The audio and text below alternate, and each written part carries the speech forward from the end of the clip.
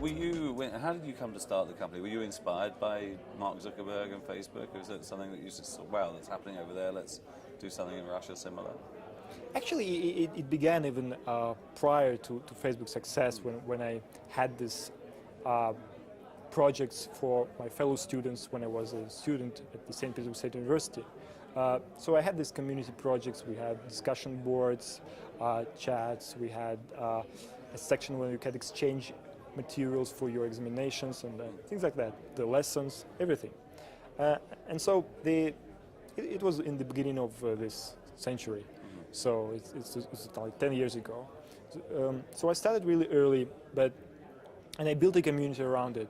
But when I graduated the university at 2006, I realized that I'm not good at supporting projects for students because I'm no longer a student. So what I had to do, I had to create a project for graduates and for young professionals who graduated to this high-profile important universities like St. Petersburg State University, Moscow State Universities, and so on. And it turned out to be very successful because there was really a need for it. I solved my personal problem because I needed a tool to keep in touch with my fellow students. And actually the Russian name of VK, which is Vkontakte, means in touch. So this is a tool for staying in touch. And it grew very rapidly, so it was. I mean, you must keep a very close eye on Facebook and what they're doing. I mean, are there important differences in terms of how your site has evolved compared to the directions that they've been taking? Sure. What you have in the Russian market is that you don't have a lot of young companies, a lot of startups, a lot of infrastructure to support you. So if Facebook was very open from the beginning and they didn't need to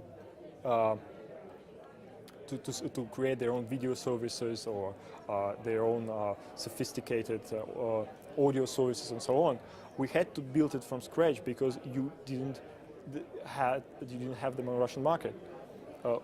Because if users wanted to do this, we couldn't just forward them to YouTube. There's no Sean Parker to come around and give you advice either. And, yeah. So what did you do? I mean, so it's much more all-encompassing system, is it? That you Absolutely, yeah. It's a bit more centralized. It used to be a bit more centralized. It's much more open now. But at some point, VK accounted for 50% of Russian traffic. I'm not sure if it's true right now, but it used to be.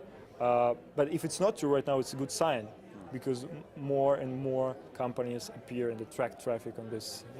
And I guess Facebook has evolved to have much more sharing of video, much more like the relationship with Spotify, where people are now sharing what music they're listening to, the news feeds and so forth. I mean, have you found that the experience that you're offering, the various services you're offering your Russian customers, I mean, has that changed dramatically over the last 2 or 3 years, or is it still pretty incremental? Well, actually, yeah, we are very innovative in this. Every month we introduce 7 major improvements to the site, and we announce it loudly. These are the 7 new things of this month. Well, and for example, talking about Spotify, and Daniel Ek visited me in St. Petersburg a few weeks ago, and he said, look, we've done this thing with Facebook, maybe you should consider doing the same with us. And I said, yeah, it sounds nice, but we already have an audio service of our own because of our history. And then 2 weeks ago, we announced that you could see what your friends are listening to, and you could switch in and you could listen to the songs your friends is listening to, and then when he finishes to listen this one and goes to the next one, you can continue. And this is like a radio, really. And this is something that Facebook only announced. They didn't build it yet. And one of the things that they're a bit slower about this is that when you have a partnership and you have to rely on a third party to do something, this communication costs apply.